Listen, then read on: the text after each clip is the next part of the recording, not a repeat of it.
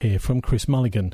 Kris is a publisher over the United States, and his father worked for the CIA back in the 1950s and 1960s, and he was doing work over in Indochina. So anyway, let's have a listen now to a bit of history about history of HSBC and opium smuggling, as well as some his views on the Vietnam War. My father told me in September of 1969, he said the Vietnam War is about drugs, there's these secret societies behind it all. And then he ended up telling me that they're playing out a lose scenario during that. And then later on, in 1956, he was meeting with Colonel Landsdale in Toi Ninh, Vietnam. And in speaking to my mother after my father had died and I had gone through his papers, because I had been researching a subject I call CIA drugs, and I was looking into the history of Chiang Mai, Thailand. People have probably heard of that. It's the second largest city in Thailand. All the banks have branches there, and it's basically a heroin city, a city built on heroin. Because I had heard that it had been just a small village in my life, and it had grown up to be this second largest city real fast because of all the heroin money. I was looking through my father's papers, and in this trip that he had taken in 1956, I was just a youngster, and they had told us that my father was going to go write this book on the church in Southeast Asia, which was never written. And in looking at his itinerary, I see that he's been in Chiang Mai, Thailand. So I go and ask my mother, I says, Mom, how big was Chiang Mai, Thailand? You were there in 1956. And she says, well, it wasn't very big. The biggest thing in town was the church, and she had some pictures of it. She pulled down her picture book, and there was a picture of the church, and, you know, like pigs in the street. I mean, it wasn't a very big village. She made a little comment, and she said, and that's when I stopped believing everything that I read in the newspapers. And, well, that kind of perked up my ears because my mother was a very good CIA wife. She knew nothing and would say nothing, and, you know, I could never get anything out of her or anything. And so finally, so I says, well, gee, Mother, what are you talking about? And she said, well, because when they had been in Vietnam, they had gone the next day to Bangkok and then to Chiang Mai.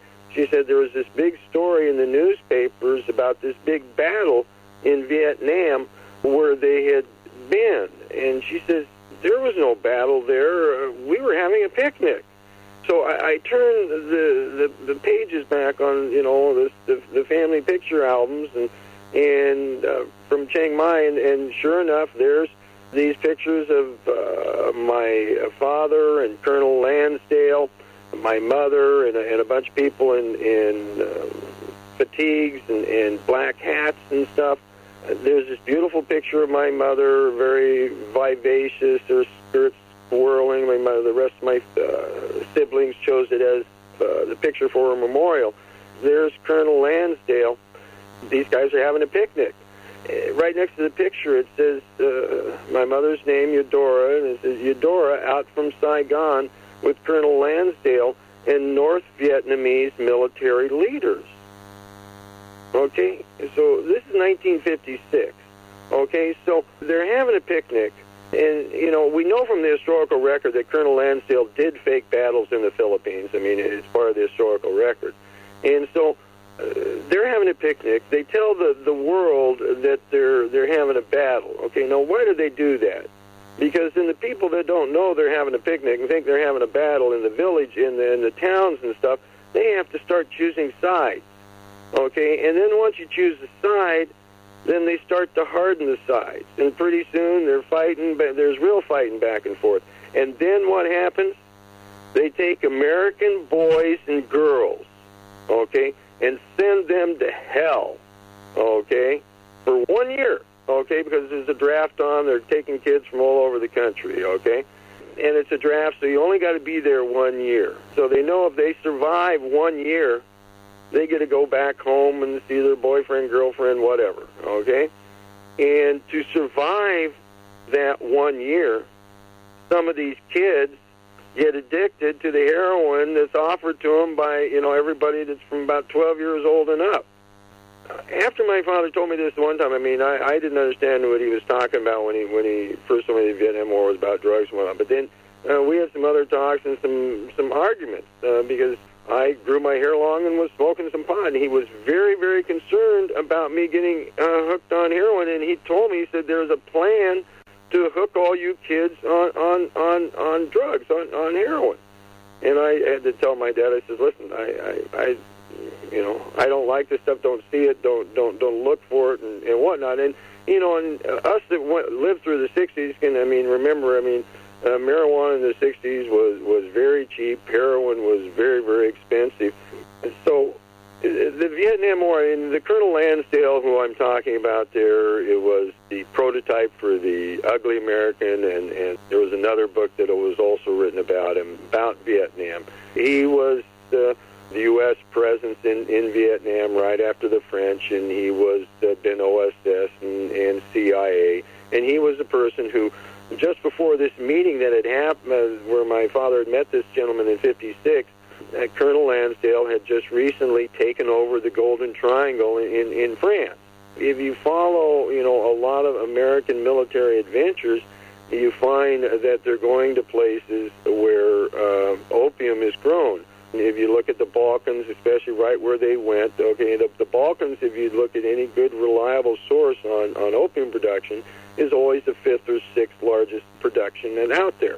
And, of course, they're camped out there in Afghanistan.